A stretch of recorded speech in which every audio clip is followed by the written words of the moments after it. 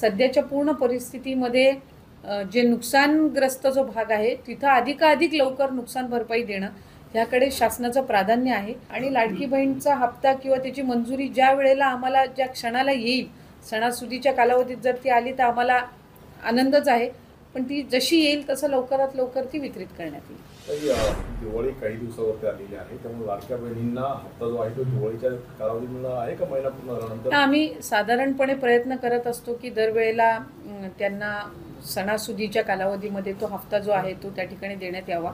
तशाच पद्धतीनं विभाग म्हणून तर आम्ही ती प्रक्रिया ही आम्ही म्हणजे मान्यतेसाठी त्या ठिकाणी दिलेली आहे आणि त्या कालावधीमध्ये निधी प्राप्त व्हावा ही आमची सुद्धा अपेक्षा आहे। आणि तो जर ज्या क्षणाला तो प्राप्त होईल त्यावेळेला निश्चितपणाने आम्ही तो वितरित करू।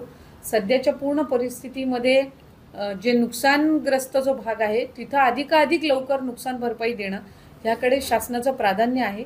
आणि लाडकी बहीणचा हप्ता किंवा त्याची मंजुरी ज्या वेळेला आम्हाला ज्या क्षणाला येईल, सणासुदीच्या कालावधीत जर ती आली तर आम्हाला आनंदच आहे, पण ती जशी येईल तसं लवकरात लवकर ती वितरित करण्यात येईल। आता किती लाडक्या बहिणी संख्या किती आहे? कारण खूप बऱ्याचशा कमी झालेल्या आहेत। मागच्या महिन्यात एकूण किती महिलांना पैसे दिले? नाही, साधारणपणे जो रेशो आहे तो 2,35,00,000पेक्षा जास्तीच आहे।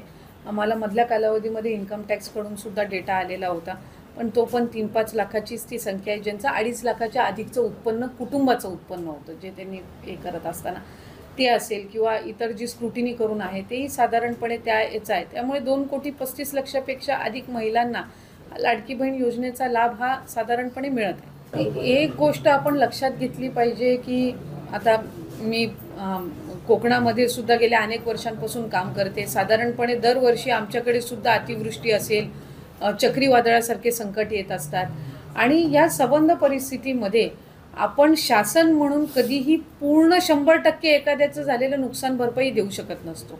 त्याच्यामुळे शासन म्हणून आपण एकच गोष्ट करू शकतो की आपण त्यांना आधार देऊ शकतो। उदाहरणार्थ, ज्या घरामध्ये त्या व्यक्ती गमावलेला आहे, या पूर परिस्थितीमध्ये व्यक्ती गमावलेला आहे, ती व्यक्ती तर शासन परत आणू शकत नाही, कोणीच परत आणू शकत नाही, पण आपण एक गोष्ट त्या कुटुंबासाठी करू शकतो की आपण आधार त्यांना देऊ शकतो त्यांचं जीवन पूर्वपदावर येण्याच्या दृष्टिकोनातून।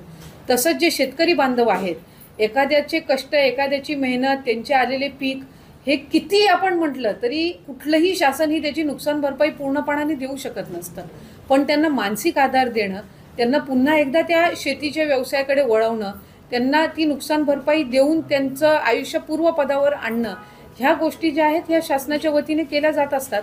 आणि त्याच्यामध्ये अधिकाधिक काय सरकार म्हणून, राज्य म्हणून देता येईल तो प्रयत्न आदरणीय फडणवीस साहेब, आदरणीय एकनाथजी शिंदे साहेब आणि अजितदादांच्या माध्यमातून होत आहे। त्याच्यामध्ये पुढच्या कालावधीमध्ये आणखीन केंद्राचीही जोड लागणार आहे, त्यावेळेला ती सुद्धा मदत येईल, त्यावेळेला ती सुद्धा पोचवण्याचा प्रयत्न हा निश्चित